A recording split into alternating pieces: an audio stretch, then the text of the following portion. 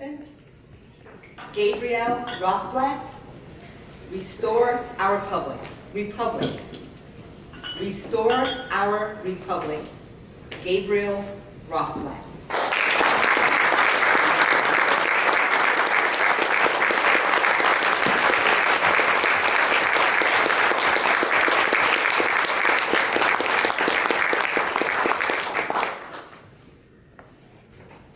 Fellow Toastmasters and guests, I want you to get a good look at me. Judge me as if this is the first time you've seen me. Pretend I'm riding my bike through your neighborhood. Can you tell by looking at me if I'm on my way home or if I'm looking to rob a car? Imagine you've just pulled me over. Can you tell by looking at me? Am I an American citizen? When you look at me, can you tell that I've been married for 12 years and I have 4 kids? No. You do not judge a book by its cover. You cannot judge a person by their appearance. There is not one way to be American, and I don't look old enough to have 4 kids. When my wife and I announced that we had our 4th child on the way, someone stopped me and he said, "Son, have you figured out what's causing it?" I said, "Yes, we just don't know how to stop." I have a big family, but doing things big is the American way. It's been our privilege and it's become our culture. We drive big cars, we watch big screens, we drink big gulps, we go to big sales. But we also have created some big problems.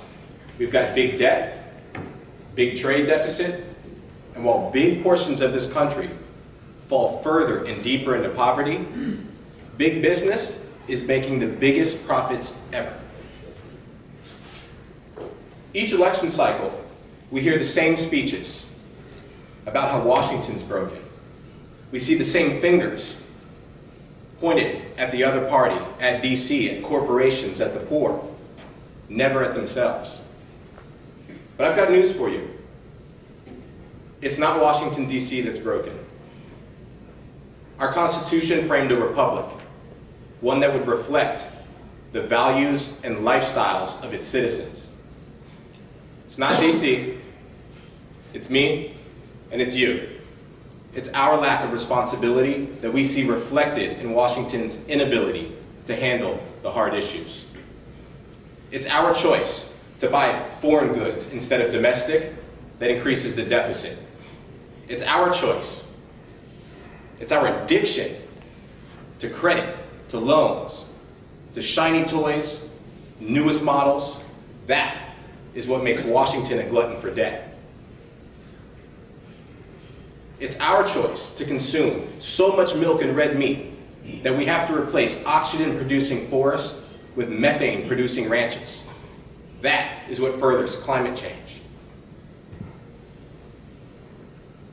It's our lack of participation, our apathy in the system, which gives corporations more power than people and makes the diplomatic easy prey for the uncompromising. So what are we going to do about it? Some of us will go home, watch TV, eating processed foods, and wake up unconcerned in the morning. But me, I'll tell you what my choice will be. My choice is to take responsibility for my life, my choices. I will choose to eat a hard-boiled egg for breakfast from an American farm instead of a bowl of cereal from Venezuela. I will choose to ride my bike anywhere I don't have to drive. I will choose to study the Constitution, to learn about the bills being discussed in the legislature instead of watching reality TV. I will choose to stand up in front of my community and remind them that this country was not founded on "in God we trust," but "e pluribus unum." Out of many came one. Black or white, Jew or Gentile, young or old, rich or poor, north, south, east, west, Republican or Democrat, it does not matter. We are all citizens in this American Republic. Not before, but after. We are human beings. We hold these truths to be self-evident, that all men are created equal. It was not the intent of our founding fathers that the rights and privileges of the first Americans stayed with that small group of people, but that one day, all of humankind would enjoy the freedoms and protections of a secular society that affirm the rule of law. As Benjamin Franklin left the Constitutional Convention, a woman stopped him and asked him, "Sir, what kind of government have you created?" He said, "A republic, madam, if you can keep it." I attest to you here today that we've lost our republic. We've let the high shrill of representational democracy become the dull moan of a mob rule. I came before you today to offer thoughts and action. I'm afraid of the choices that lie ahead of us. I'm ashamed of decisions made in the past. But I proudly stand before you here today asking for your support in my campaign to restore our republic. Courage is not the absence of fear, it's the ability to speak in the face of it. Character is not the things you've done, it's the person those experiences have created.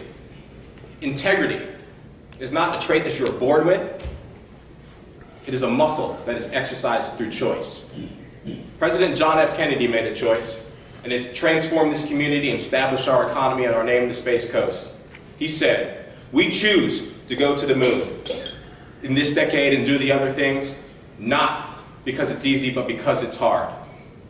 Because that goal will serve to organize and measure the best of our skills and energies. Because that challenge is one which we are willing to accept, one we are unwilling to postpone, and one in which we intend to win. Will you choose to not be satisfied with your own comfort? Will you choose to reciprocate the abundant prosperity that has been bestowed upon you? Will you choose to have faith in the future of America? I will. My name is Gabriel Rothblatt, and I'm running for US Congress. Will you stand up and run with me?